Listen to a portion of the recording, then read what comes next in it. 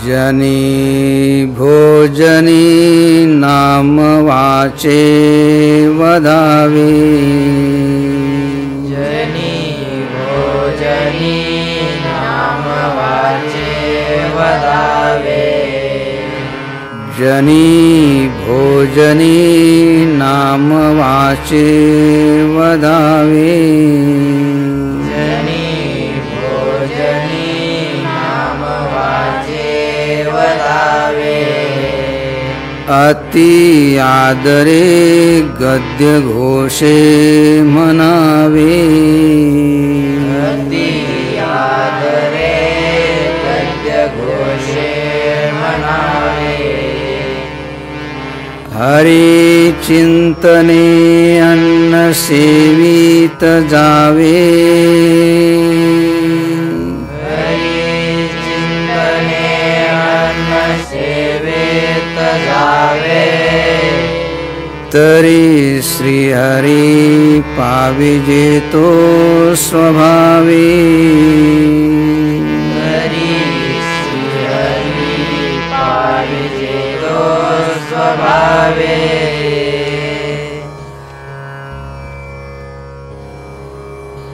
जनी भोजनी नाम वाचे वदावे। अति आदरे गद्य घोषे म्हणावे। हरि चिंतने अन्न सेवित जावे। तरी श्री हरि पाविजे तो स्वभावे। या ठिकाणी जे जग चालू आहे, तप चालू आहे, अनुष्ठान चालू आहे, सेवा चालू आहे, दान पुण्य चालू आहे आणि त्या निमित्तानं सकाळच्या ब्रह्म मुहूर्तामध्ये आणि रात्रीच्या शांत वातावरणामध्ये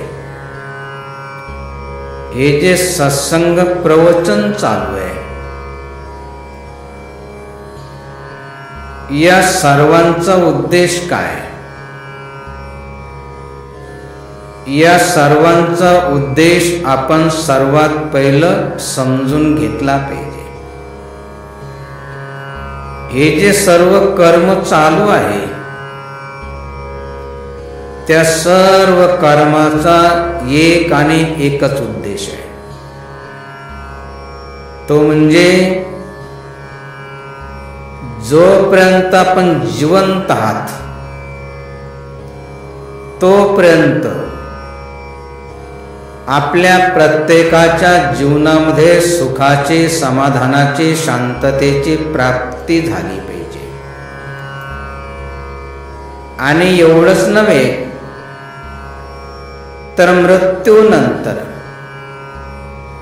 आपली दुर्दशा किंवा दुर्गती होऊ नये, पशुच्या, पक्षाच्या, वृक्षाच्या, जीवजंतूच्या गतीला आपल्याला जावं लागू नये।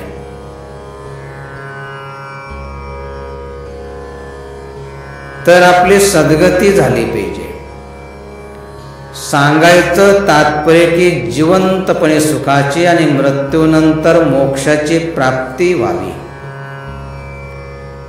या उद्देशानं हे सर्व चालू आहे।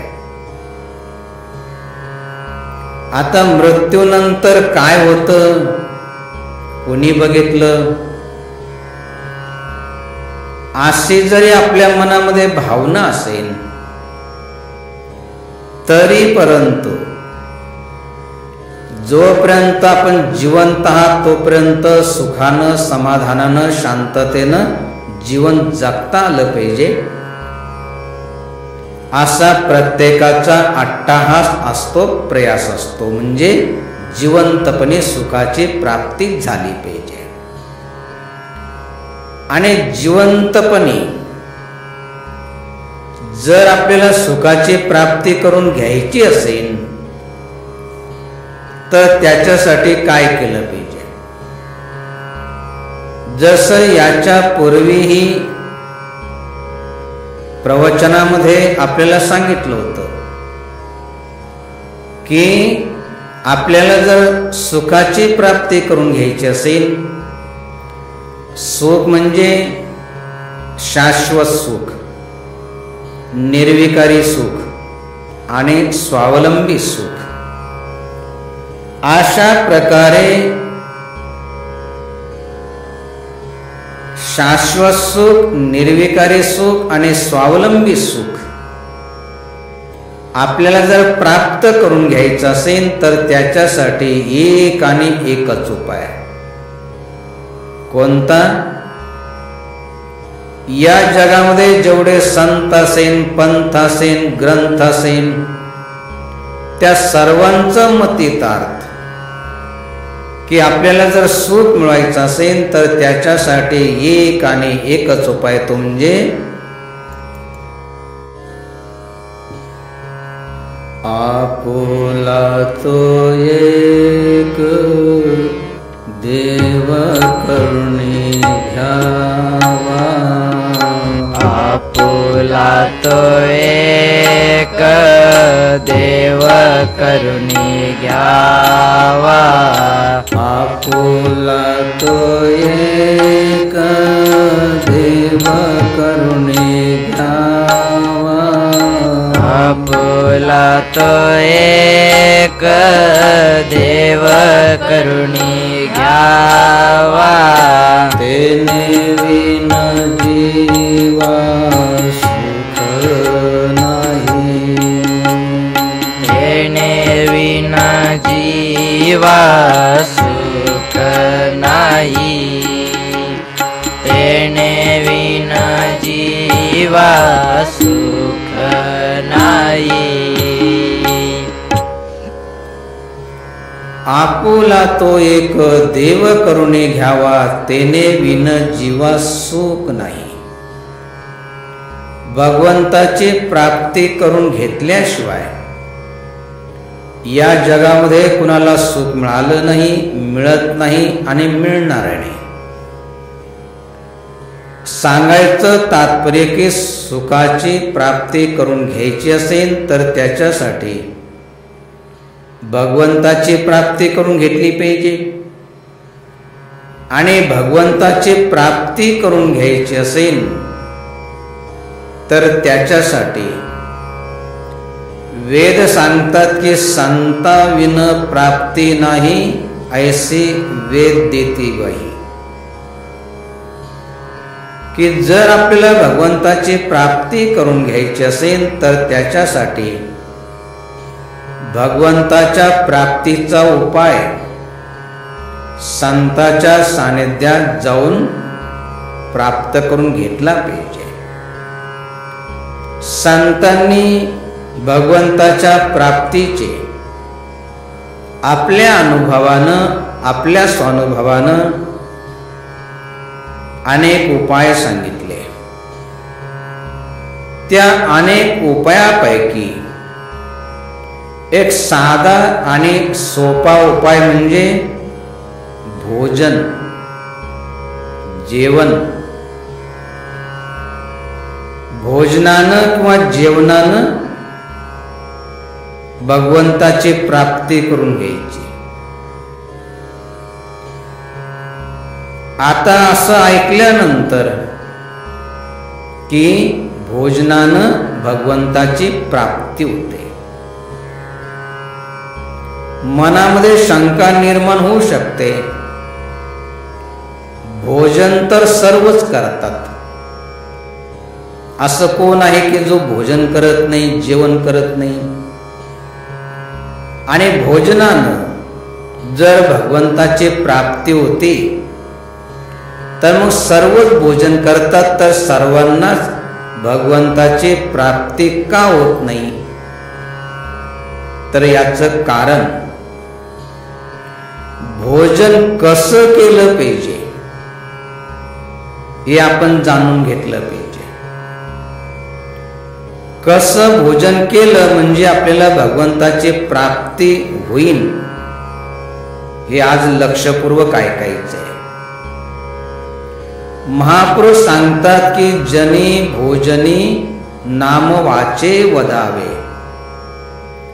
अति आदरे गद्य घोषे म्हणावे, हरी चिंतने अन्न सेवित जावे, तरी श्रीहरी पाविजे तो स्वभावे. अगदी सहज भगवंताची प्राप्ती होऊन जाईल. परंतु त्याच्यासाठी भोजन कसं केलं पाहिजे हे आपण जाणून घेतलं पाहिजे. तसं तर भोजन किंवा आहार याचं मोठं शास्त्र आहे.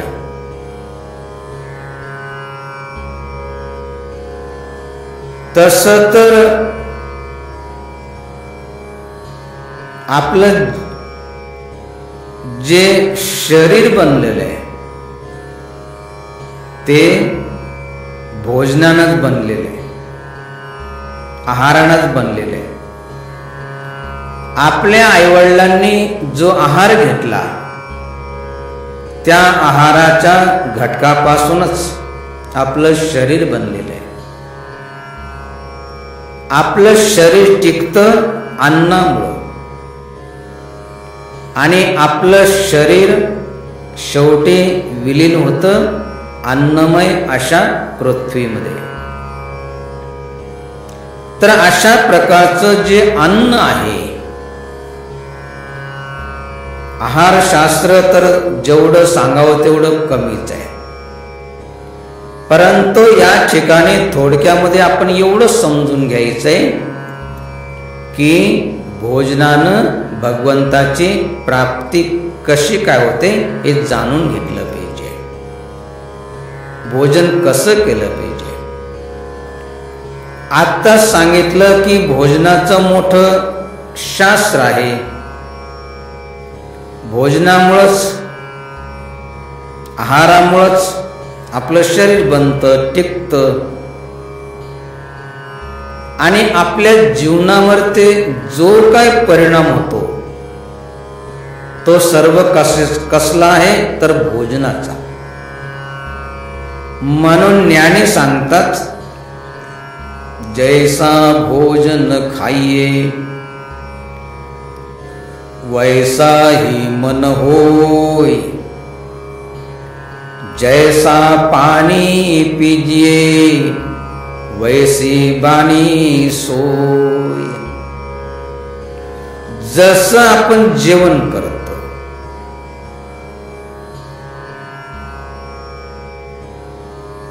तसं आपलं मन होतं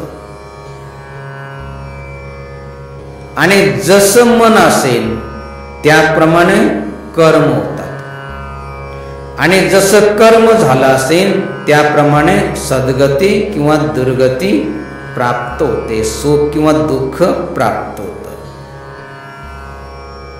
भगवंताची किंवा आसुरी वृत्तींची प्राप्ती होते.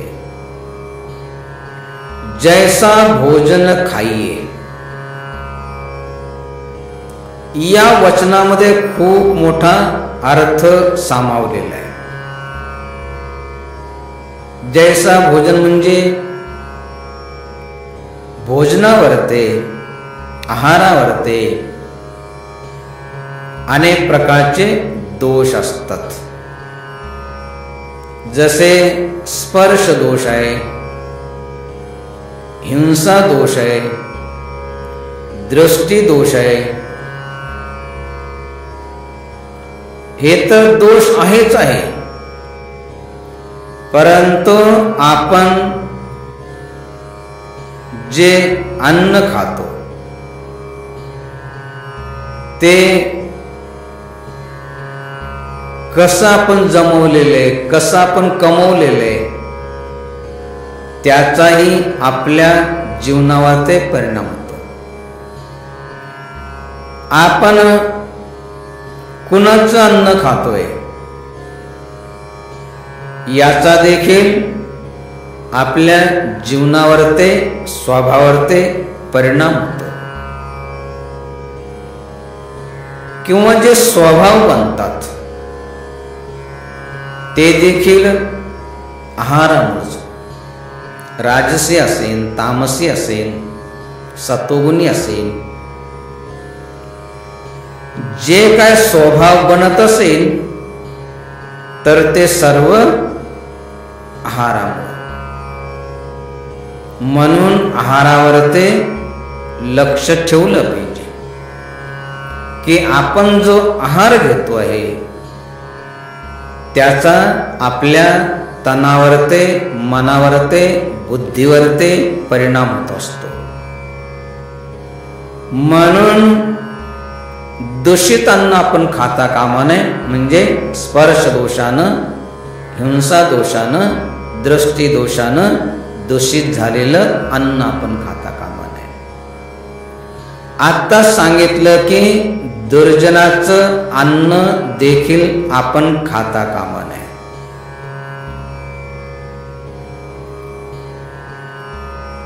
असं केवळ संत सांगतात असं नाही, तर भगवंत सांगतात किंवा ज्ञानेश्वरीमध्ये ज्ञानेश्वर माऊली सांगतात की आपल्या स्वभावावर ते अन्नाचा कसा परिणाम होतो. जसं ज्ञानेश्वर माऊली सांगतात, एरवी तरी पाही स्वभाववृद्धीच्या ठाई, आहारा वाचुनी नाही बळी तू.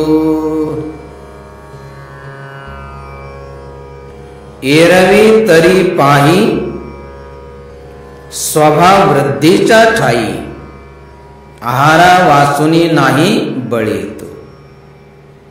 जो स्वभाव बनतो, आता सांगितलं की सात्विक स्वभाव असेल, तामसी स्वभाव असेल, रजोगुणी स्वभाव असेल, हे सर्व स्वभाव बनतात कशामुळं? तर आहारामुळं.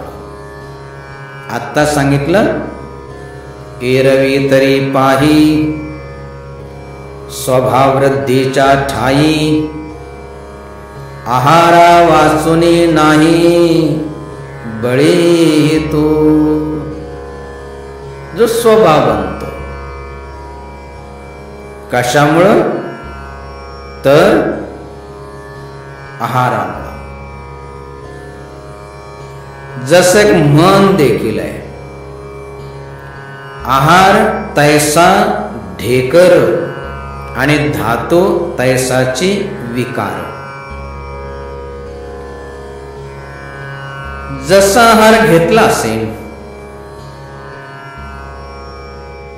तर आहार घेतल्यानंतर जर ढेकराला, जसं कांदा खाल्ला असेल, मुळा खाल्ला असेल,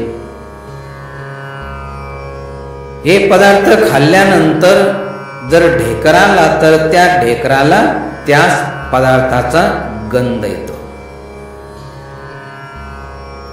त्याचप्रमाणे धातू तैसाची विकार. म्हणजे जसा आहार आपण घेतला असेल तसाच परिणाम आपल्या स्वभावावरती होतो.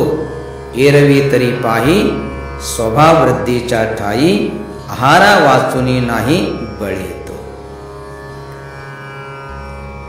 संत समजून सांगतात, भगवंत समजून सांगतात. आणि सांगितल्यानंतर संतांनी, भगवंतांनी जे सांगितलं ते सत्य आहे किंवा नाही याचा अनुभव आपण स्वतः घेतला पाहिजे. त्याच्यासाठी भगवंत सांगतात, प्रत्यक्ष पाहे पाविरा, जो सावध घे मदिरा, तो होनी ठाके माजिरा तैची क्षणी. प्रत्यक्ष पहा. प्रत्यक्ष पहा म्हणजे पिऊन पास नाही, जे पितात. पितात म्हणजे दूध पितात त्यांची गोष्ट नाही चालली. आलं लक्षात आपल्या. प्रत्यक्ष पाहे पाविरा, स्वतः नाही आपल्या अवतीभोवती जो मद्य पितो, मदिरा पितो, दारू पितो. प्रत्यक्ष पाहे पाविरा जो सावध घे मदिरा. मदिरा पिण्याच्या पूर्वी, दारू पिण्याच्या पूर्वी असं वाटतं की काय देव माणूस आहे, त्याचं दर्शन घ्यावं. परंतु पिल्यानंतर तो होणे ठाके माजिरा तैची क्षणी. थोडासा कठोर शब्द आहे, परंतु त्याच्याशिवाय दुसरा काही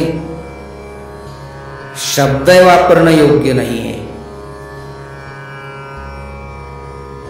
की तो होणे ठाके माजिरा तैची क्षणी. आता सांगितलं की मद्य पिण्याच्या पूर्वी असं वाटतं की काय देव माणूस आहे, त्याचं दर्शन घ्यावं. परंतु पिल्यानंतर तो होणे ठाके माजिरा तैची क्षणी. लोक म्हणतात त्याला मात चढला. आणि मात चढला, नशा चढली की त्याला आई, बहीण, पत्नी, मुलगी याच्यामधला काही भेद कळत नाही. आणि करून ते दुष्कर्म तो करून बसतो. कारण मात चढल्यानंतर, बुद्धी भ्रष्ट झाल्यानंतर त्याला धर्म, अधर्म, पाप, पुण्य, चांगलं वाईट काही कळत नाही. म्हणून नेहमी साधू संत सांगतात की आपण निर्व्यसनी राहा. मद्याच्या, दारूच्या आहारी आपण जाऊ नका. कारण जेवढं दुष्कर्म चालू आहे जगामध्ये, त्याचं एक कारण जे आहे ही मदिरा. सांगायचं तात्पर्य की तो होणे ठाके माजिरा तैची क्षणी. म्हणजे आज पिला आणि 2-3 महिन्यानंतर, 2-3 दिवसानंतर त्याला मात चढतो, त्याची बुद्धी भ्रष्ट होते असं नाही. तो होणे ठाके माजिरा तैची क्षणी. म्हणून साधू संत नेहमी विनंती करतात, समजून सांगतात की आपण निर्व्यसनी राहा. सांगायचं तात्पर्य, आपण जे आहार घेतो, जे पाणी पितो, त्याचा परिणाम आपल्या तनावरते, मनावरते, बुद्धीवरते होत असतो. अजून एक उदाहरण दिलं. ना तरी अमृत जया परी, घेतलिया मरणवारी, का आपुल्या ऐसे करी जैसे विष. ना तरी अमृत जया परी. अमृत प्राशन केल्यानंतर मृत्यूच्या पंथाला लागलेल्या जीवाचा मृत्यू टळतो असं वर्णन आहे. आता अमृत आपण भले बघितलं नसेल, परंतु असंख्य वनस्पतीमध्ये, काही वनस्पतीमध्ये विशेष करून अमृताचा निवास असतो. आणि अशा प्रकारे त्या औषधीय वनस्पतीचा उपयोग जर केला, ते औषध घेतलं तर मरणाच्या पंथाला लागलेल्या व्यक्तीचा मृत्यू टळतो. मरणाच्या पंथाला लागलेला आणि कितीही धडधाकट असेल, निरोगी असेल आणि त्यानं जर का विष प्राशन केलं तर त्याचा मृत्यू होतो. का आपले ऐसे करी जैसे विष.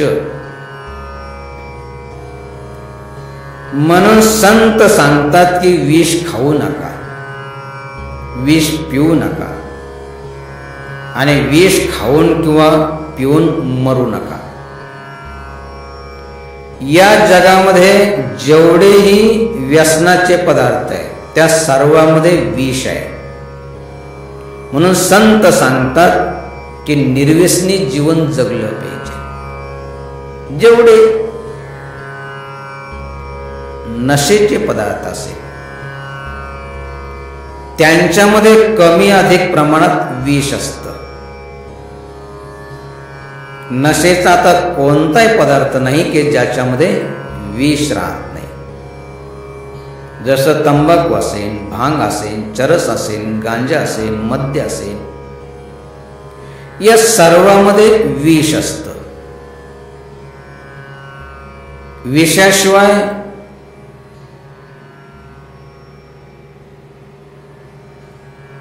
कोणताही व्यसन बनत नाही.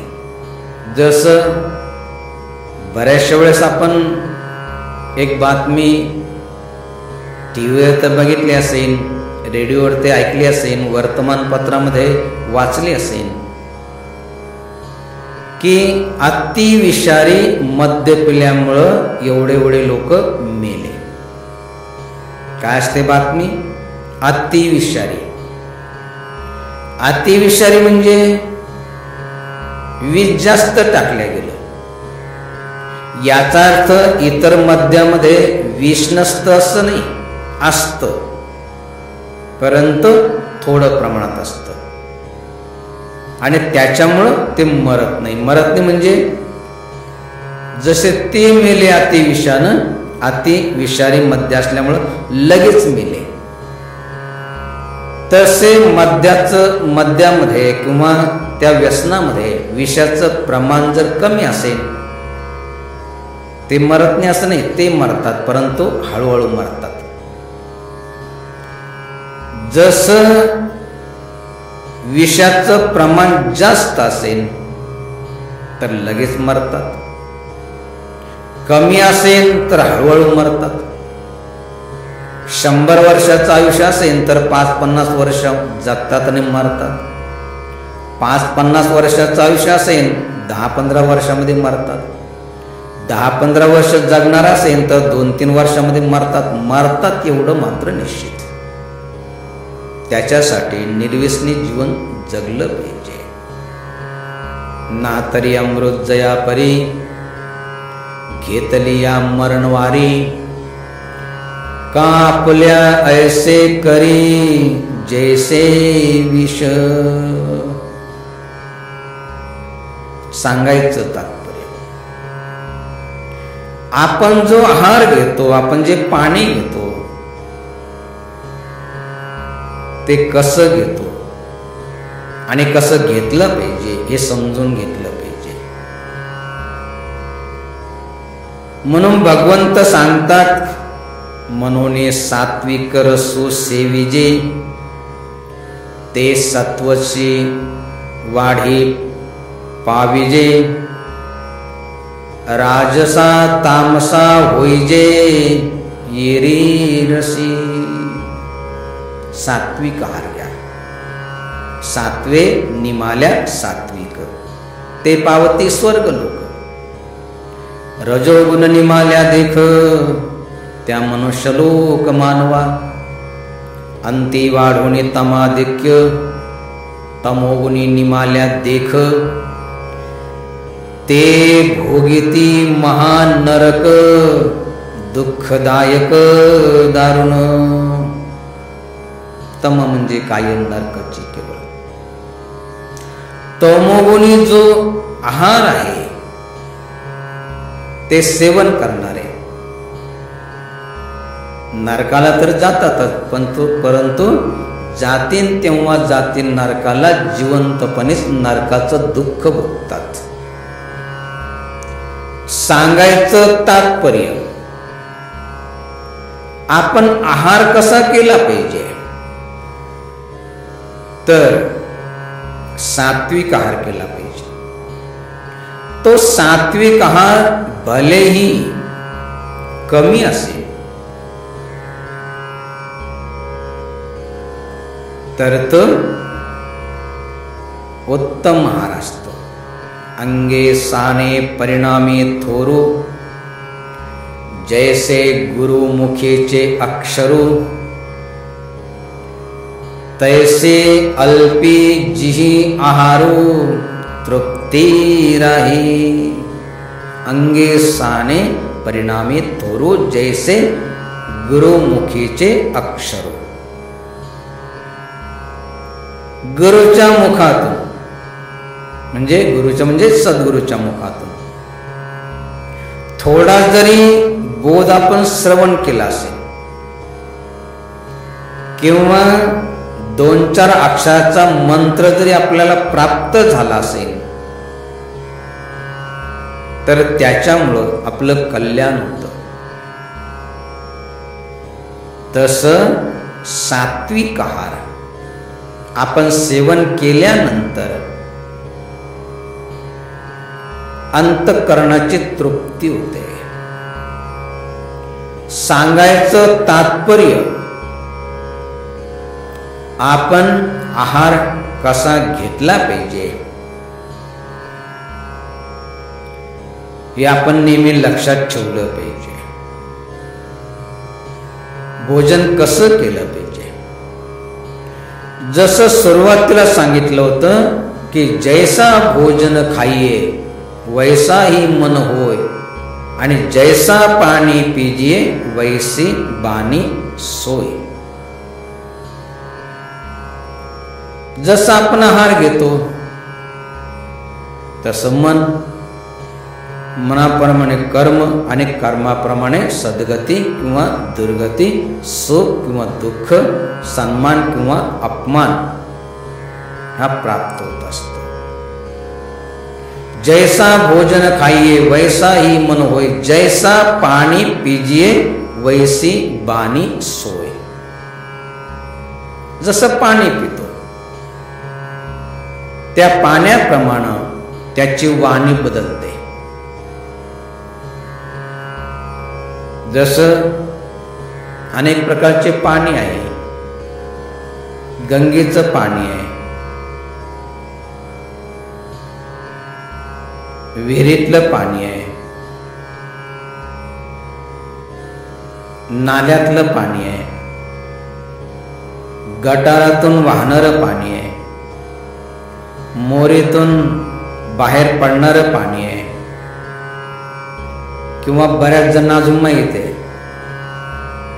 पहिल्या धारेचं, दुसऱ्या धारेचं, सरकारमान्य, बिना सरकारमान्य, बाटलीतून मिळणारं पाणी, सर्व पाणीच तर आहे. परंतु प्रत्येक पाणी आणि त्याचा शरीरावरती होणारा परिणाम वेगळा वेगळा आहे.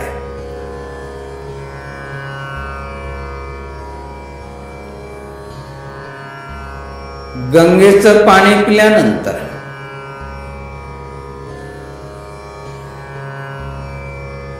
मन निर्मळ होतं,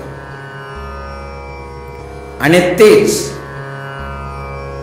आता सांगितलं की सरकारमान्य, बिना सरकारमान्य, बाटलीतून मिळणारं पाणी म्हणजे मद्य सेवन केल्यानंतर काय होतं, जैसा पाणी पिजिये वैसी बानी सोय.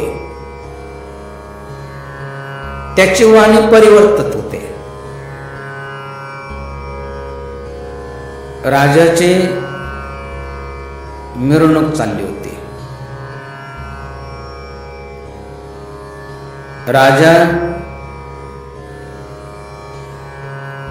हत्तीवर ते बसलेला होता. वर ते अंबारीवर ते सोन्याचं छत्र, ज्याच्यामध्ये हे माणिक मोती जडवलेले होते. अशी ती राजाची मिरवणूक चालली होती. तेवढ्यामध्ये तिकडून एक पिलेलं आलं. काय म्हणतात त्याला? बेवडं. हा, एक बेवडं आलं. आणि ते बेवडं त्या राजाला वर हात करून म्हणतं, थांब थांब थांब थांब राजा, थांब. बोल, तुझा हत्ती केवढ्याला देतो? खरं म्हणजे ते बेवडं दुसऱ्याकडून, त्याचं तर सर्व बरबाद झालं होतं. दुसऱ्याकडून थोडंसं पिऊन ते आलं होतं. आणि ते राजाला म्हणतं, थांब थांब, बोल, तुझा हत्ती केवढा देतो? लागल्यास तुझ्यासह घेतो, बोल केवढ्याला देतो? राजाने विचार केले, हे बेवडे नशेमध्ये, आता याच्या पुढे नांदी लागतात. राजा सरळ चालल्या गेला.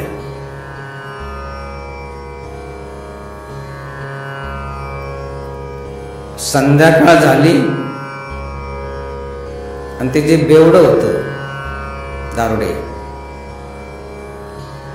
त्याचा एक मित्र त्याच्याकडे गेला आणि तो म्हटला की तू राजाला काय म्हटलं माहिती आहे? म्हटले, मी कुठं काय म्हटलं? म्हटले, नाही, तू म्हटला काल. म्हटले, काय? म्हणले, राजाला तू हत्तीची आणि राजाची किंमत विचारली. काल राजाला म्हटला की बोल, तुझा हत्ती केवढ्यामध्ये देतो? लागल्यास तुझ्यासह घेतो. आणि आता जर उद्याकडं राजानं हत्तीची किंमत सांगितली आणि तेवढी जर नाही दिली, काय वेळ माहिती, तुला फासावर ते चढवेन राजा. आता त्याची उतरली होती. म्हणून तो एकाकडे गेला. म्हटले, कसंही कर, परंतु मला वाचव. माझ्याकडे तर पिण्यासाठी काही नाहीये. दुसऱ्यांना पाजली होती काल.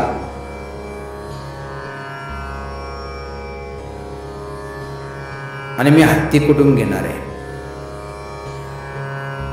आणि जर हत्ती नाही घेतला तर राजा मला सुळावर ते चढवेल. कसंही कर, मला वाचव. म्हणून त्यानं जे सांगायचं ते सांगितलं. आणि दुसऱ्या दिवशी सकाळीच खरोखरच राजाचा शिपाई आला. म्हटले की चल, तुला राजानं बोलवलंय. गेला तिथं. राजानं विचारलं की बोल, हत्ती केवढ्यामध्ये घेतो? काल म्हणत होता ना, हत्ती केवढ्यामध्ये देतो? बोल, केवढ्यामध्ये घेतो?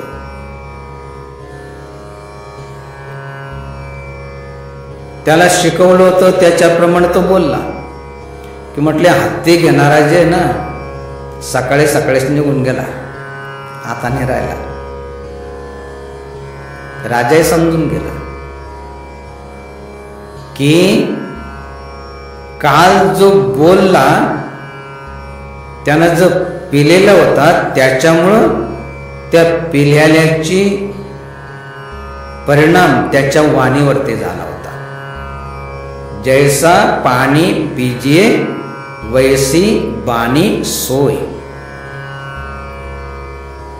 जसं आपण पाणी पित असेल तर त्याचा परिणाम वाणीवरती होतो. बघा, पिल्यानंतर त्याची वाणी संपूर्ण बदलून जाते. आवाजाचा जो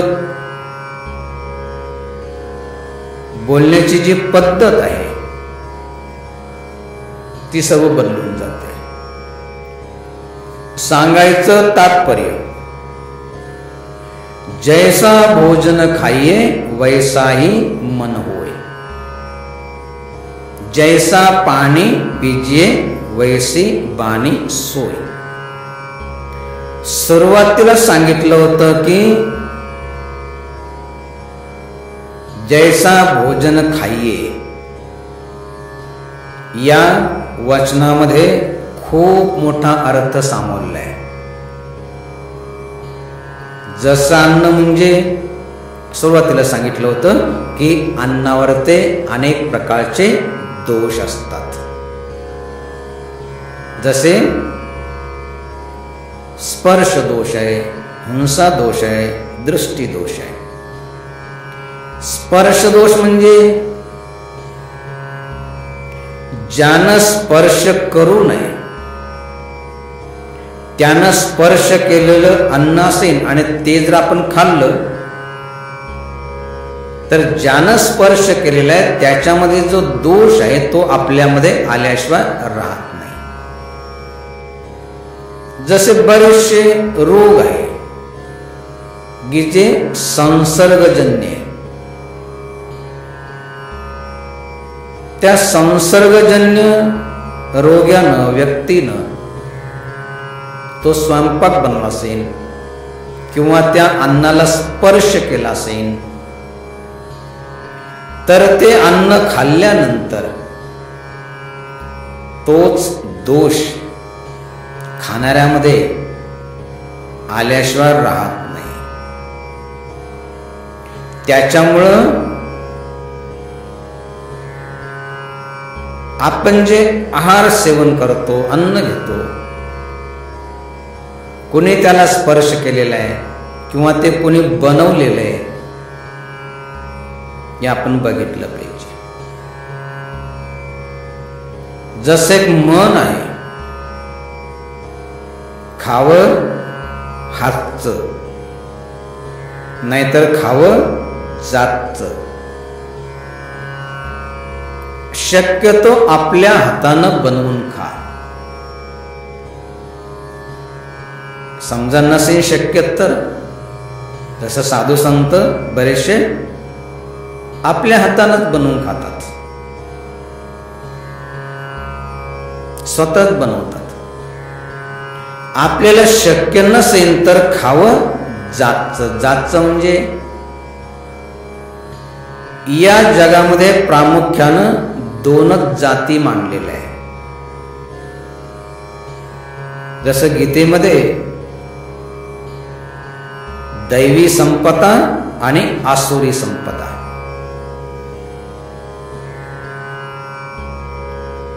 दोनच जात, सुजात आणि कुजात.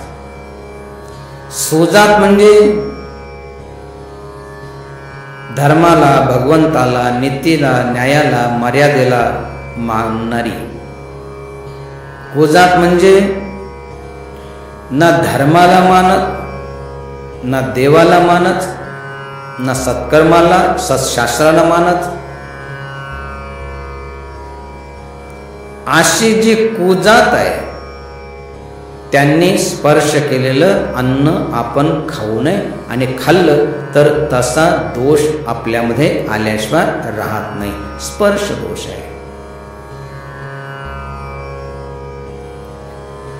हिंसा दोष आहे. हिंसा करून हिंसेनं कमवलेलं अन्न, हिंसेनं जमवलेलं अन्न हिंसा करून जे अन्न असेल, आहार असेल ते खाल्ल्यानंतर आपल्या जीवनामध्ये कधीही सुखाची, समाधानाची, शांततेची प्राप्ती होऊ शकत नाही, आणि दुसऱ्याला देखील ते सुखानं, समाधानानं, शांततेनं जीवन जगू देऊ शकत नाही. त्याच्यासाठी जसं सांगितलं जातं, शुद्ध सात्विक आपण आहार घेतला पाहिजे.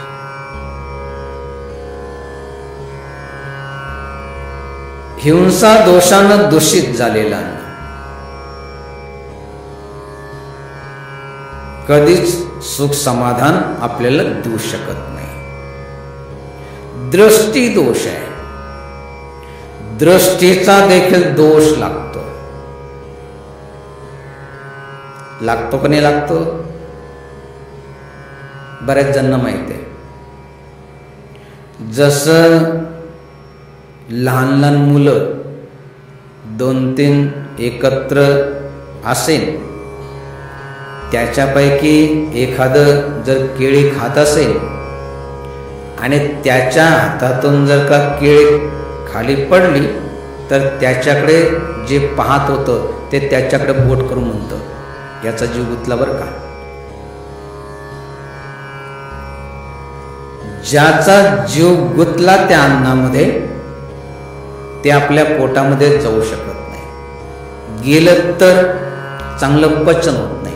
पचन झालं तर त्याच्यापासून सात्विक रस बनत नाही. आपल्याला सुख समाधान ते देऊ शकत नाही. त्याच्यासाठी दृष्टीदोष.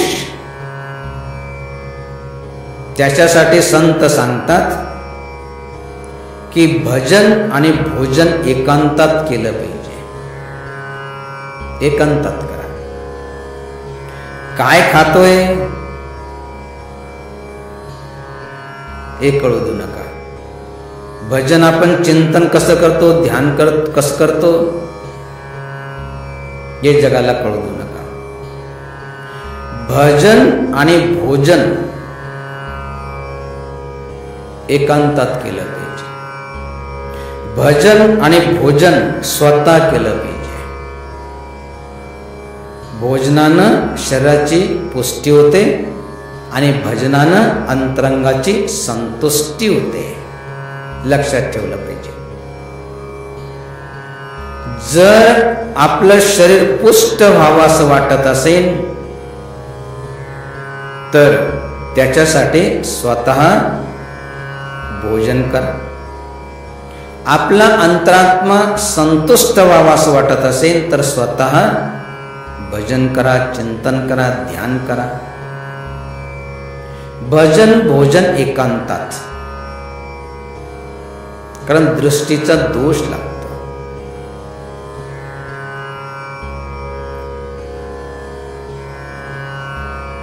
सांगायचं तात्पर्य दृष्टीचा देखील दोष असतो.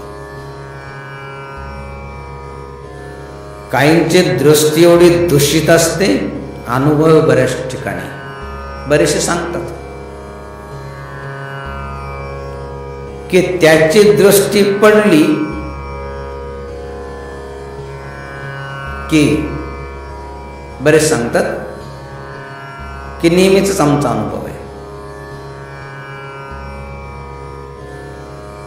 एखाद्या चांगल्या दुबत्या जनावरावरती म्हणजे गाई म्हशीवरती जर त्यांची दृष्टी पडली दूध नासून जातं.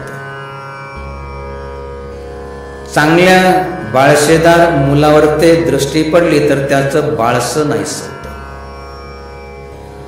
फुलावरती दृष्टी पडली तर फुलं कोमजून जातात, गळून पडतात. अनेक जण सांगतात आपला आपला अनुभव. दृष्टी मध्ये ताकद असते. काहींची दृष्टी हीन दृष्टी, वाईट दृष्टी असते. त्याच्यामुळे ज्यांच्यावर ते पडते त्या ठिकाणी त्या दृष्टीचा अपाय, नुकसान दिसून येतं. काही महापुरुषांची दृष्टी एवढी पवित्र असते की ज्यांच्यावर ते पडते त्यांचं कल्याण झाल्याशिवाय राहत नाही. बरेच जणांचा अनुभव आहे. सांगतात ते की बरेच जण म्हणतात की बाबाजी याच्याकडे जरा बघा ना, काय झालं काही कळतच नाही. आणि नंतर त्यांचा अनुभव असतो की आपण बघितलं आणि त्याचा रोग निवृत्त झाला. असं का होतं? तर दृष्टीमध्ये शक्ती असते, चांगली असते आणि वाईट असते. महापुरुषांच्या दृष्टीमध्ये अशी शक्ती असते की ज्यांची वरते त्यांची दृष्टी पडते त्यांचं कल्याण झाल्याशिवाय राहत नाही, सुख समाधान मिळाल्याशिवाय राहत नाही. आणि काहींची अशी दृष्टी असते की त्यांची दृष्टी पडल्यानंतर अकल्याण झाल्याशिवाय राहत नाही, दुःख प्राप्त झाल्याशिवाय राहत नाही. सांगायचं तात्पर्य, आपल्या अन्नावर ते दृष्टीचा देखील दोष लागतो. म्हणून आता सांगितलं की भजन आणि भोजन एकांतात केलं पाहिजे.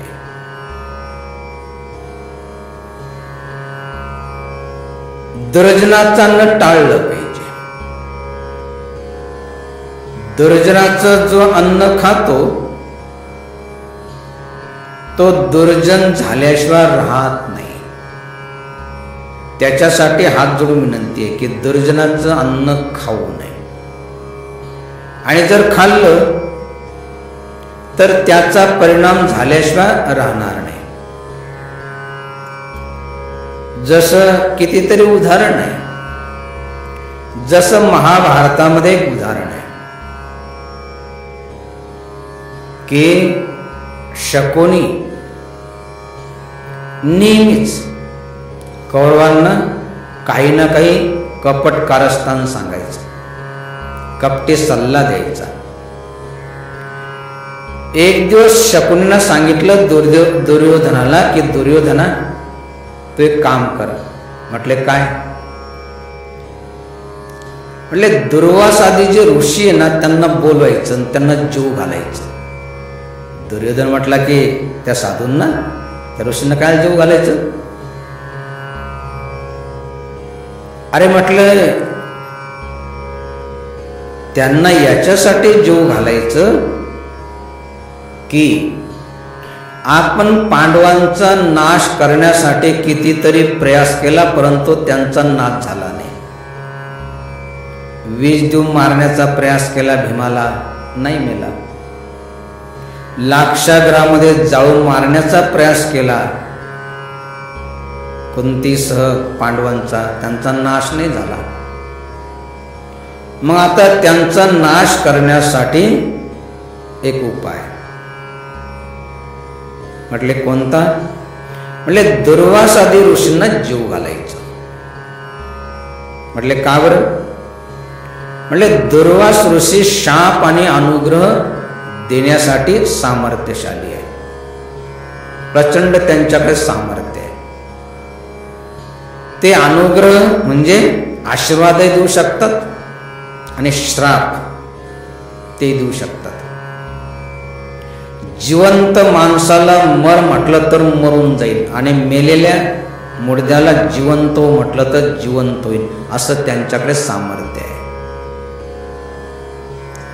तेव्हा दुर्वास आदी ऋषींना जीव घालायचं आणि त्यांनी जेवण केलं, आपलं अन्न खाल्लं की त्यांची बुद्धी आपल्यासारखीच होईल. आणि आपल्यासारखी बुद्धी झाली की त्यांना सांगायचं की आमचे भाऊ, जसं काही लयच प्रेम आहे, आमचे भाऊ पांडव वनामध्ये राहतात तर त्यांच्याकडे जा आणि त्यांच्याकडं देखील आपण जेवण करा.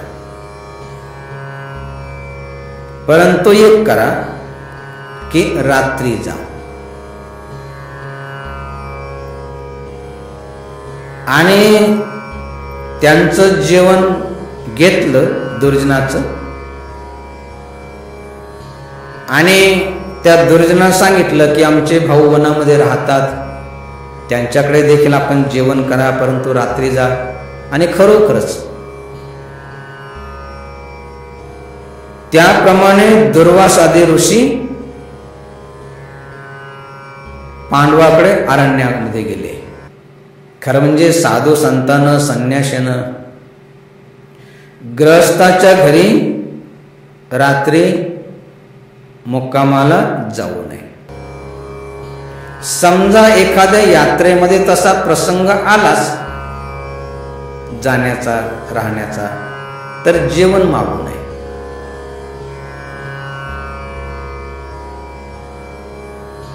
आता हे रात्री गेले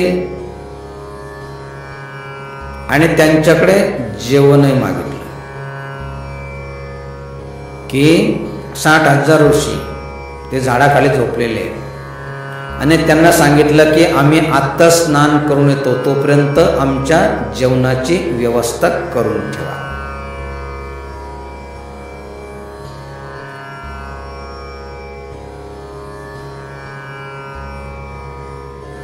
पांडवाकडे तर काहीच नव्हतं, म्हणून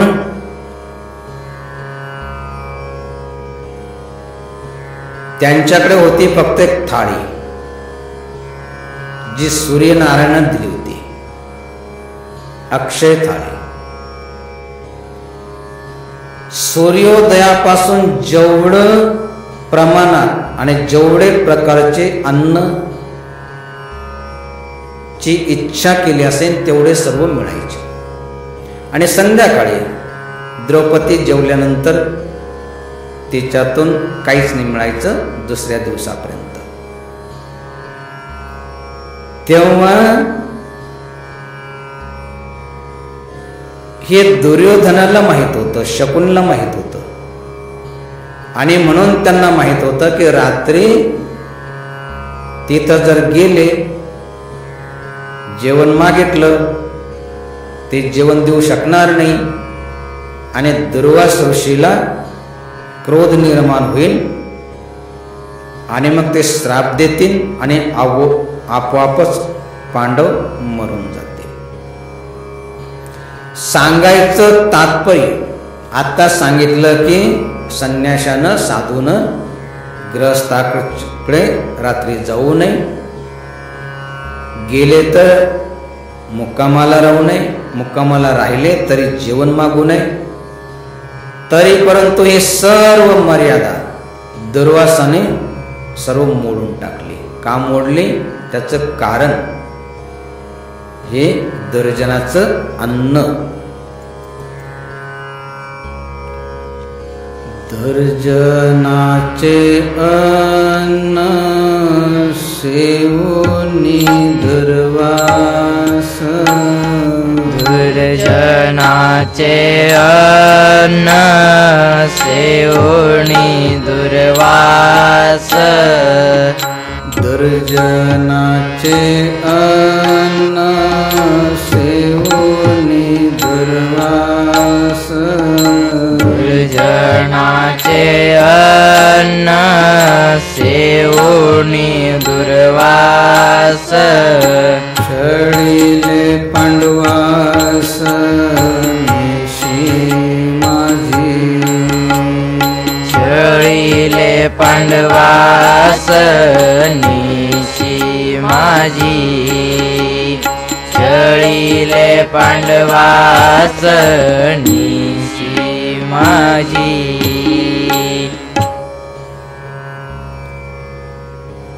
दुर्जनाचे अन्न सेवुनी दुर्वास, छळिले पांडवास निशी माझे. एवढं सामर्थ्य त्यांच्याकडे, परंतु दुर्जनाचं अन्न खाल्ल्यामुळे ही सर्व मर्यादा जी आहे तर ते विसरून गेले. का? तर दुर्जनाचं अन्न खाल्ल्यामुळे.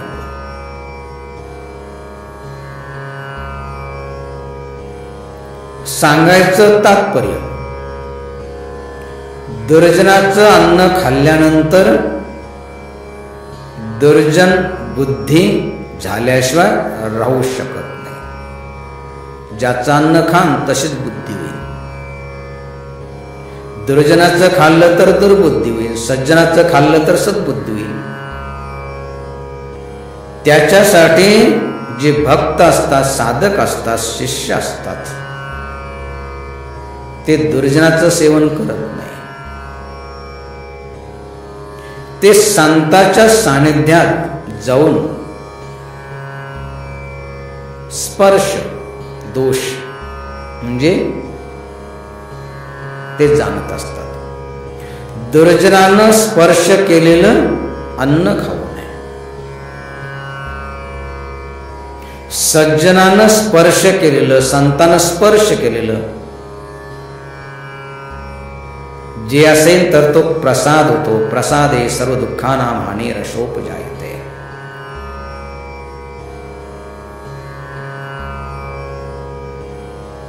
काही काही धर्मात्मा पुण्यात्मा जाणतात.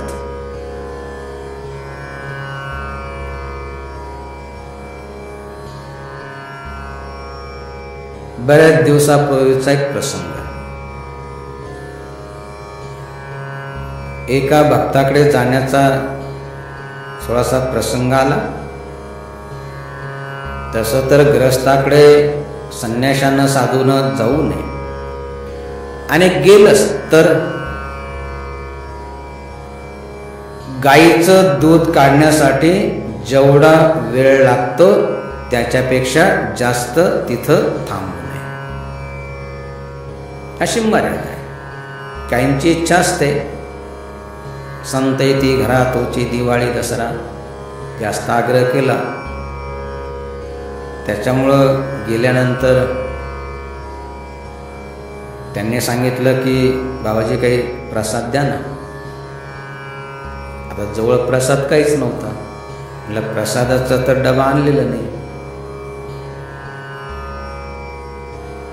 जे जाणत होते प्रसादाची मर्यादा, पटकन घरामध्ये गेले, साखर आणली, आमच्याकडे दिली आणि म्हटले द्या थोडा थोडा प्रसाद. घरामध्ये पोतं भरलेलं तो साखरेचं. ते त्यांना खाता येत नव्हतं असं नाही, परंतु प्रसाद कसा असतो, प्रसाद केव्हा बनतो, स्पर्शामध्ये काय ताकद असते ते काही महापुरुष जाणतात. सांगायचं तात्पर्य, स्पर्श दोषानं दूषित झालेलं अन्न खाऊ नये, हिंसा दोषानं दूषित झालेलं अन्न खाऊ नये, दृष्टी दोषानं दूषित झालेलं अन्न सेवन करू नये, दुर्जनाचं अन्न सेवन करू नये.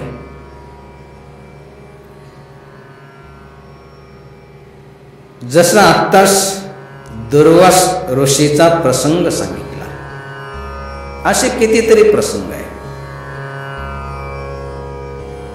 अजून एक प्रसंग याच्यासाठी सांगितला जातो की दुर्जनाच्या अन्नाचा कसा परिणाम होतो.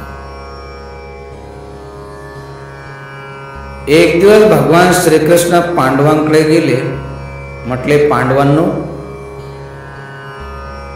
आता लवकरच उत्तरायण सुरू होणार आहे, आणि उत्तरायण सुरू झालं की शरपंजरावरती जी भीष्म पितामह पडलेले, इच्छा मृत्यूचं वरदान त्यांना मिळालेलं असल्यामुळं त्यांनी ठरवलंय की जोपर्यंत उत्तरायण येत नाही तोपर्यंत प्राण त्यागायचा नाही. परंतु आता लवकरच उत्तरायण सुरू होणार आहे आणि भीष्म पितामह या जगाचा त्याग करणार आहे, आपला प्राण त्याग करणार आहे. तेव्हा आपण काय करा की आता जास्त संधी नाहीये. अनेक साधू संतांकडून, गुरुकडून त्यांनी जे ज्ञान प्राप्त केलेलं आहे त्यांच्यासह ते निघून जाईल. प्राण गेल्यानंतर तेव्हा जोपर्यंत त्यांचं शरीर आहे, जोपर्यंत शरीरामध्ये प्राण आहे, तोपर्यंत आपण जात जा आणि त्यांची वाणी ऐकत जा. ज्यांना मर्यादा माहीत आहे तर ते धर्म कर्म पत्नीसह करतात, दोघंही करतात, दोघांनी केलं पाहिजे.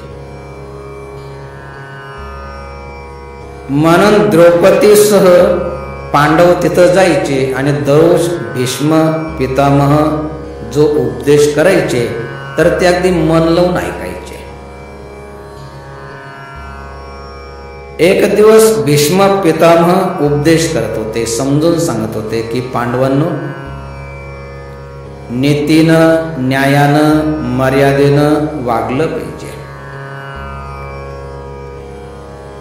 आणि विशेष करून एक लक्ष ठेवा की कोणी जर अन्याय अत्याचार करत असेल आणि त्यातल्या त्यात कोणी स्त्रीवरती मातृशक्तीवरती जर अन्याय अत्याचार करत असेल तर आपला प्राण गेला तर काही हरकत नाही, परंतु स्त्रियावरती अन्याय अत्याचार होऊ देता कामा नये.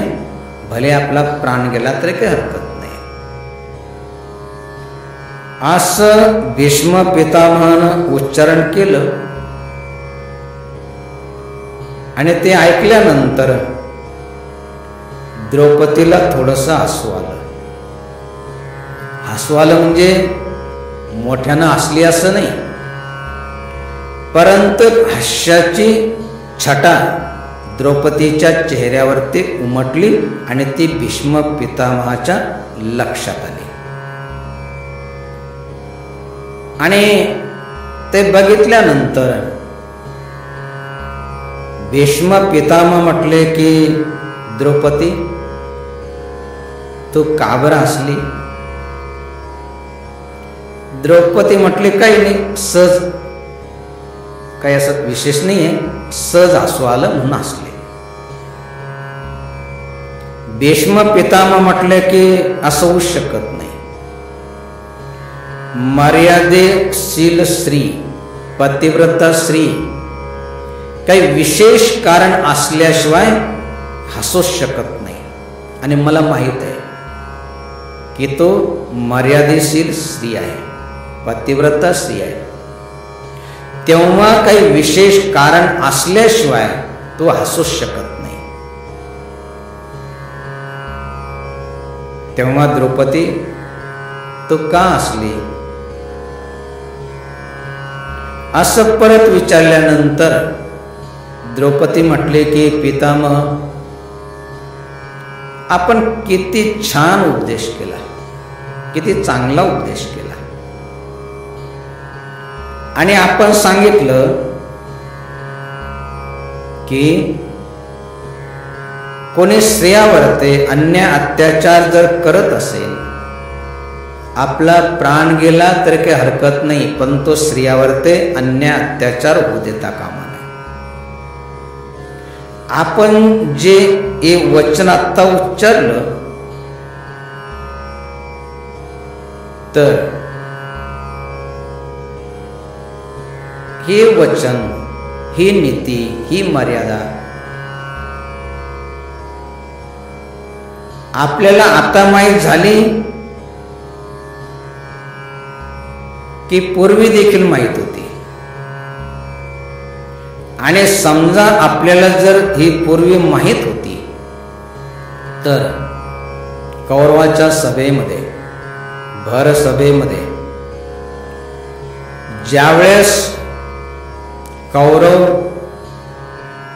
माझ्यावरती एवढा अन्याय अत्याचार करत होते, भर सभेमध्ये माझे केस धरून मला ओढत आणलं. एवढंच नाही तर माझा अपमान केला, माझे वस्त्रहरण करण्याचा प्रयास केला. एवढी विटंबना त्या ठिकाणी भरसभेमध्ये करण्यात आली. त्यावेळेस तिथे तुम्ही नव्हते का? आणि जर होते तर हे ज्ञान तुम्हाला त्यावेळेस नव्हतं का? आणि जर होतं त्यावेळेस आपण होते आणि त्या ठिकाणी आपल्याला ज्ञान होतं, तर मग त्या ज्ञानाचा उपयोग आपण का केला नाही? आपण प्रतिकार का केला नाही? भीष्म पितामह म्हटले की द्रौपदी, तू जे म्हणते ती सत्य आहे. जसं आता मला हे ज्ञान आहे त्याच्या पूर्वी मला ते ज्ञान होतं. ज्यावेळेस तुझ्यावर ते अन्याय अत्याचार होत होता, तुझी विटंबना चालू होती, त्यावेळेस हे ज्ञान होतं. परंतु दुर्जनाचं अन्न मी त्यावेळेस खात होतो, त्याच्यामुळं त्या दुर्जनाच्या अन्नाचा प्रभाव माझ्या बुद्धीवरती होता. आता ते दुर्जनाचं जे अन्न खाल्लं होतं त्याच्यापासून जे रक्त बनलं होतं, अर्जुनाच्या बाणामुळे ते सर्व निघून गेलं. आता आपल्यासारख्या धर्मात्मांचं पुण्यात्मांचं अन्न सेवन करतो, त्याच्यामुळं ती सद्बुद्धी जागृत झाली. सांगायचं तात्पर्य की जसे आपण जेवण करत असेल त्याचा परिणाम आपल्या मनावर ते झाल्याशिवाय राहत नाही. दुर्जनाचं अन्न खाल्ल्यानंतर दुर्जन बुद्धी होते, सज्जनाचं अन्न खाल्ल्यानंतर सज्जन बुद्धी होते. जैसा भोजन खाइये वैसा ही मन होय, जैसा पाणी पिजे वैसी बाणी होय. म्हणून जेवण कसं केलं पाहिजे, भोजन कसं केलं पाहिजे, जसं सुरुवातीला सांगितलं, जनी भोजनी नाम वाचे वदावे, अति आदरे गद्य घोषे म्हणावे, हरी चिंतने अन्न सेवित जावे, तरी श्रीहरी पाविजे तो स्वभावे. जनी भोजनी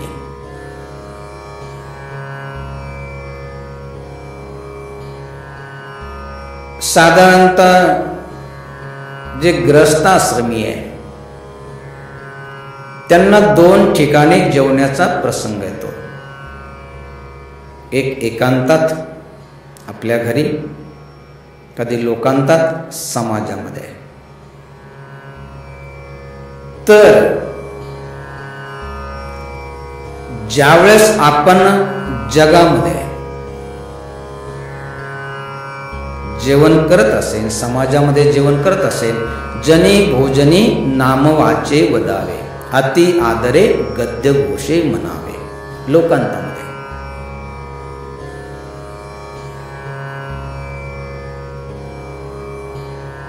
आपण जे जेवण करतो, सुरुवातीला सांगितलं की जेवणाचं तर खूप मोठं शास्त्र आहे, दिवसभर सांगितलं तरी संपणार नाही. थोडक्यामध्ये आपण जे जेवण करतो तर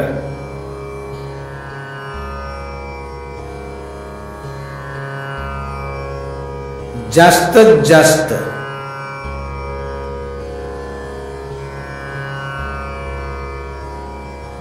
चावून ते खाल्लं पाहिजे. जसं बंगाली लोक जे ना, तर ते पाणी खाबो, भोजन पिबो असं म्हणतात. म्हणजे जेवण प्यायचं आणि पाणी खायचं. तो उलट वाटत असेल, परंतु शास्त्राच्या दृष्टीनं बरोबर आहे.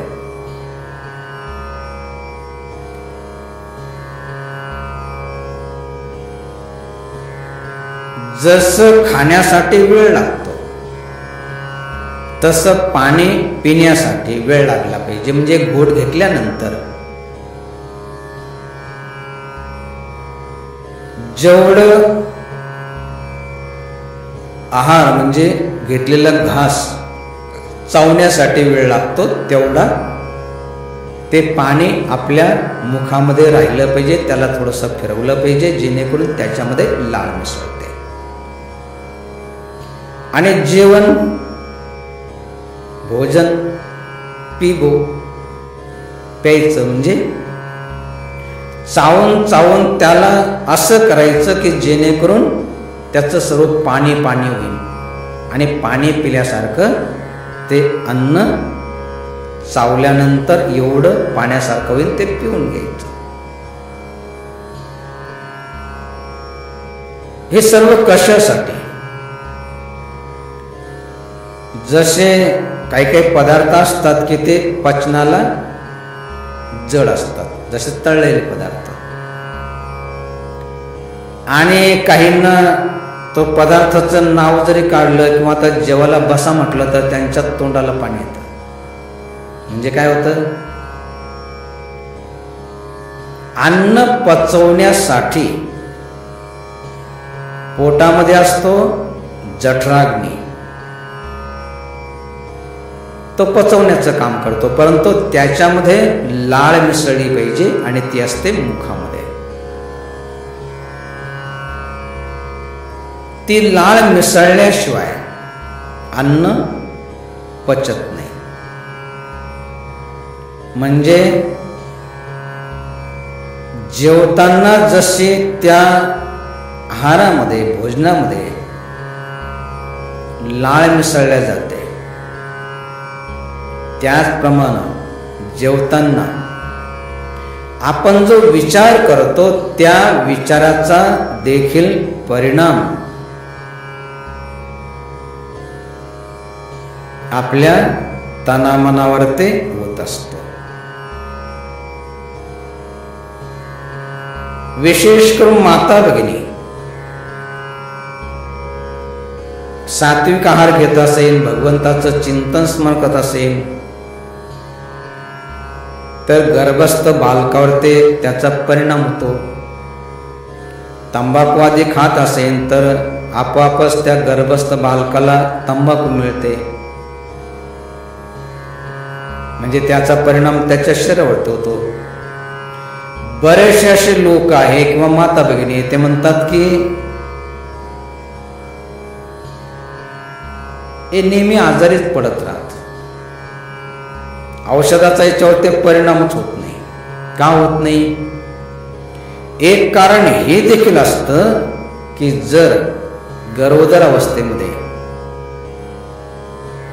जर तंबाखूचं सेवन केलं असेल तर त्याचा परिणाम त्याच्या शरीरावरती होतो, त्याची रोगप्रतिकारक शक्ती कमी असते. काही मुलं चिडचिडे स्वभावाचे असतात. गरोदर अवस्थेमध्ये भगवंताचं चिंतन स्मरण करत असेल तर त्याचा परिणाम चांगला त्या गर्भस्थ बालकावरती होतो. सांगायचं तात्पर्य, आपण जे जेवण करतो तर जेवणाच्या वेळेस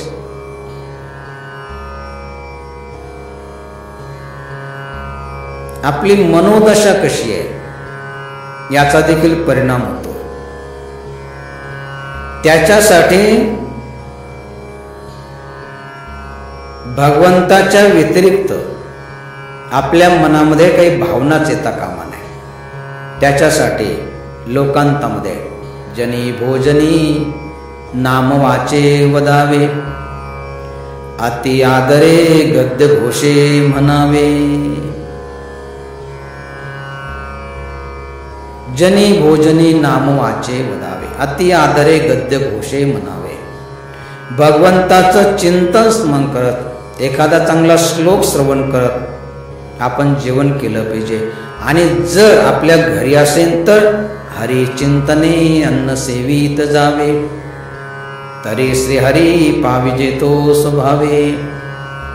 भगवंताचं चिंतन करत, कसल्या प्रकारची चिंता न करता भगवंताचं चिंतन करत आपण अन्न सेवन केलं पाहिजे. सहज भगवंताची प्राप्ती होऊन जाते. म्हणून भगवंताचं चिंतन जेवताना आपण केलं पाहिजे. म्हणून जसं सांगितलं जातं की शक्यतो स्वतः भोजन बनवा, स्पर्शदोष लागणार नाही, एकांतात जेवण करा, दृष्टीदोष लागणार नाही, आणि भगवंताचं चिंतन करत, कसल्या प्रकारची चिंता न करता आपण जेवण केलं पाहिजे.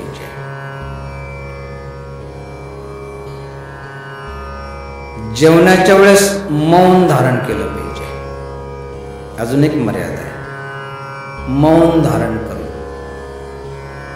कारण बोललो म्हटलं की काही ना काही विचार आपल्या मनामध्ये येणारच, त्याच्यासाठी मौन धारण केलं पाहिजे. आता मौन जर शब्द माहीत नसेल तर बऱ्याच ठिकाणी म्हणतात गपचिप जेव ना, गपचिप जेव. गपचिप जेवा म्हणजे काय खातोय हे कुणाला कळू देऊ नका. गपचिप जेवा याचा अर्थ आपण काही बोलू नका.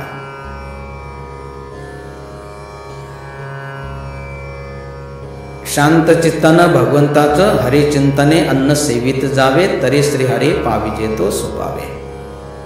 अजून असं म्हणतात की गपचिप जेवा, जेवताना कटकट करू नये, म्हणजे भांडणं आदी करू नये, वादविवाद करू नये.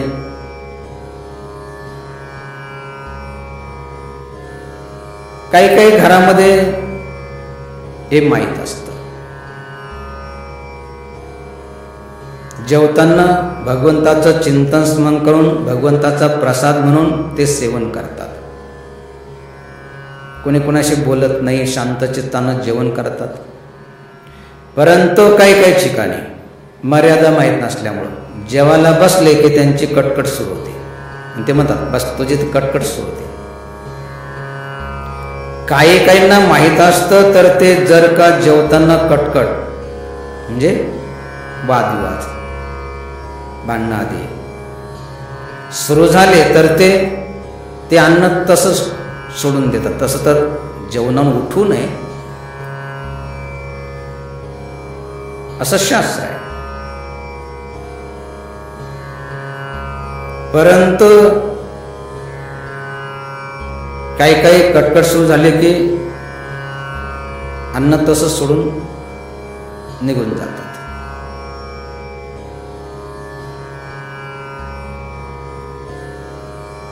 काहींना कटकट करण्याची सवयच असते.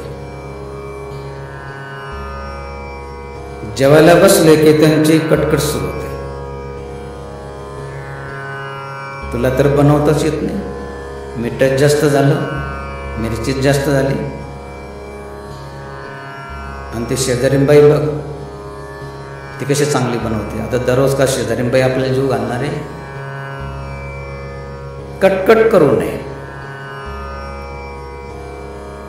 आता कधी कधी होतं असं की ती माऊली बिचारी सकाळीच उठते, रात्रीपर्यंत काम करत राहते, भांडे घासणं, कपडे धुणं, घराची साफसफाई,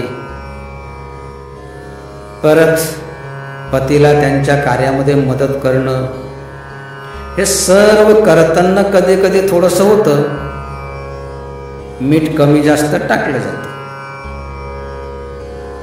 परंतु तसं झाल्यानंतर काही काही गपचूप जेवत नाही, त्यांची कटकट सुरू होते. कधी कधी तर मारामारीचा प्रसंग येतो. असं न करता आपली बुद्धी, आपल्याला जर देवानं जर चांगली बुद्धी दिली तर तिचा उपयोग केला पाहिजे. काय केलं पाहिजे?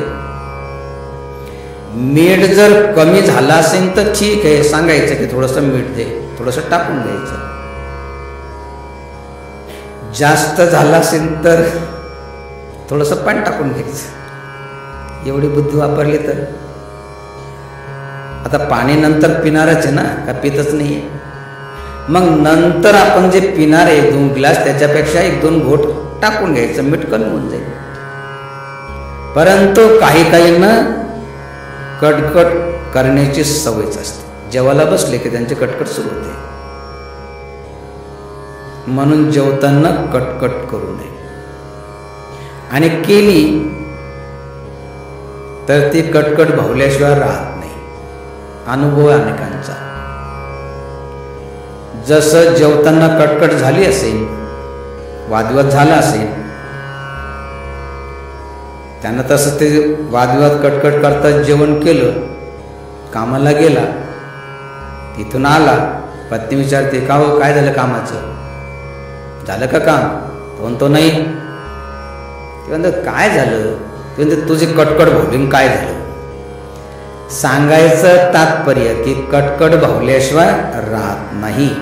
त्याच्यासाठी जनी भोजनी नामवाचे वदावे, अति आदरे गद्य घोषे म्हणावे, हरी चिंतने अन्न सेवित जावे, तरी श्रीहरी पाविजे तो स्वभावे. ज्या घरामध्ये असं करतात, बऱ्याचशा माता भगिनींनी अनुग्रह घेतला, मंत्र घेतला, भगवंताचं चिंतन स्मरण करत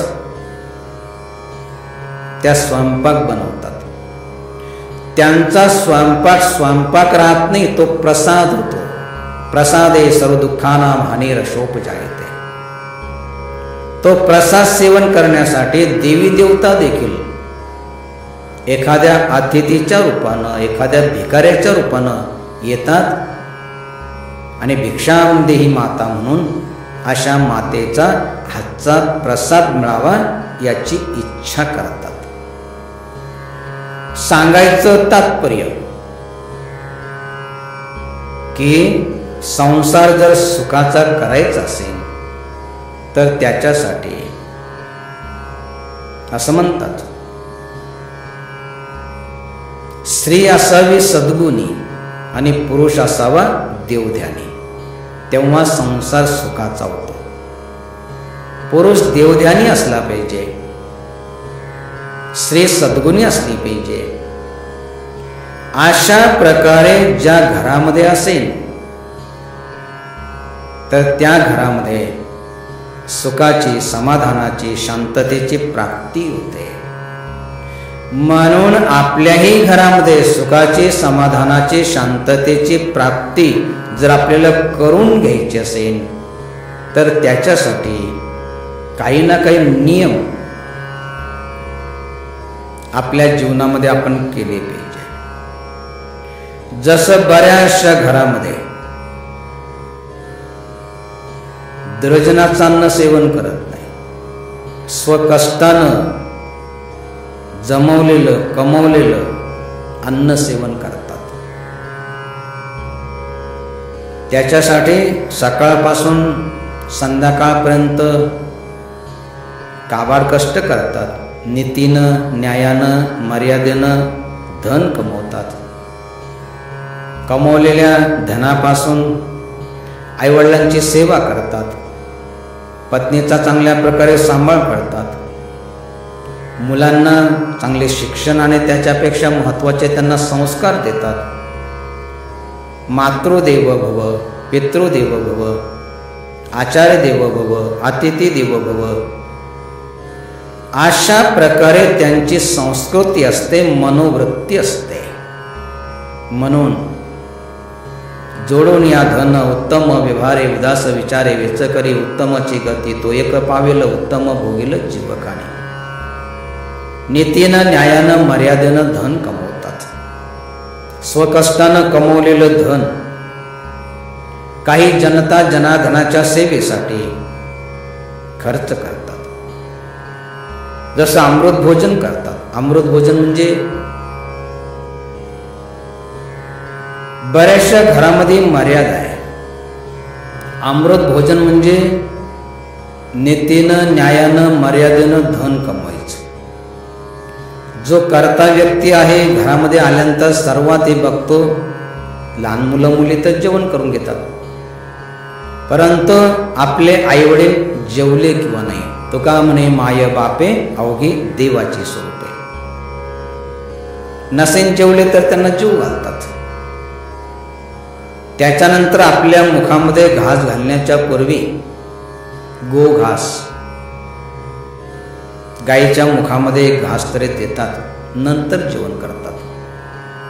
अशा प्रकारे त्याला म्हणतात अमृत भोजन. मृत्यूनंतर अमृत तत्वाला तो प्राप्त होतो. म्हणून जिवंतपणे सुखाची, समाधानाची, शांततेची प्राप्ती आपल्याला प्राप्त करून घ्यायची असेल, मृत्यूनंतर चांगल्या गतीला जायचं असेल, तर त्याच्यासाठी जनी भोजनी नाम वाचे वदावे, अति आदरे गद्य घोषे म्हणावे. भगवंताचं नाम घेत, एखादा चांगला सुभाषित म्हणत ते अन्न सेवन केलं पाहिजे. त्याच्यानंतर लोकांतामध्ये काही दृष्टी पडलीच असेल, तर त्याच्यासाठी जसं आपल्याला एक मंत्र सांगितला दृष्टीचा दोष निवारण करण्यासाठी, अंजनी गर्भ संभूतम कुमारम ब्रह्मचारिणम दृष्टी दोष विनाशाय हनुमंत स्मराम्यम. ज्या देवतेंचा अन्नामध्ये जीव गुंतत नाही, अशा देवतेंचा स्मरण करत हरिचिंतने अन्न सेवित जावे. म्हणून लोकांतामध्ये जनी भोजनी नाम वाचे वदावे, अति आदरे गद्य घोषे म्हणावे, हरिचिंतने अन्न सेवित जावे, तरी श्रीहरी पाविजे तो स्वभावे. अगदी सहज भगवंताची प्राप्ती होते. परंतु त्याच्यासाठी जो नियम आहे, आता सांगितलं की नीतीनं, न्यायानं, मर्यादेनं धन कमवलं पाहिजे. दुर्जनाच्या, परक्याच्या धनाची, अन्नाची अपेक्षा, परधन परस्त्रीची अभिलाषा न धरता भगवंताचं चिंतन स्मरण करत आपण जेवण केलं पाहिजे. ते कमवण्यासाठी आपलं शरीर धष्टपुष्ट असलं पाहिजे, त्याच्यासाठी आपण निरोगी राहिलं पाहिजे. आणि निरोगी राहण्यासाठी लवकर झोपे, लवकर उठे, तया धन आरोग्य संपदा सर्व काही भेटे, त्याच्यासाठी लवकर झोपलं पाहिजे. म्हणजे 10-10:30च्या दरम्यान, तरी तसं तर 9-9:30च्याच दरम्यान आपण झोपलं पाहिजे. सकाळी उठलं पाहिजे. 3-3:30च्या दरम्यान नाहीच उठू शकलो तर 4-4:30च्या दरम्यान उठलं पाहिजे. प्रातःकाळी उठावे, काही पाठांतर करावे, यथानुशक्ती आठवावे सर्वोत्तमासी. म्हणून जे धर्मात्मा असतात, पुण्यात्मा असतात, तर ते काय करतात की ब्रह्म मुहूर्तामध्ये उठतात. आणि ब्रह्म मुहूर्तामधून काय करतात, तर जसं महान संत बहिणाबाई सांगते की स्नान संध्या जप नित्य अनुष्ठान करी सावधान आत्मनिष्ठे, फलाशा सोडून नहम कर्तव्यता मोक्ष तो आयता तेथे असे. म्हणून सकाळीच ब्रह्म मुहूर्तामध्ये उठलं पाहिजे. आणि ब्रह्म मुहूर्तामधून काय केलं पाहिजे, तर आता सांगितलं की स्नान असेल, संध्या असेल, जप असेल, नित्य 10-15 मिनिटाचं कोण अनुष्ठान असेल ते आपण केलं पाहिजे. म्हणून जे धर्मात्मा, पुण्यात्मा असतात ते काय करतात की ब्रह्म मुहूर्तामध्ये उठतात. आणि ब्रह्म मुहूर्तामधून काय करतात, स्नान करतात, संध्या करतात, जप करतात, भगवंताचं ध्यान करतात, भगवंताची पूजापाठ करतात, भगवंताची आरती करतात.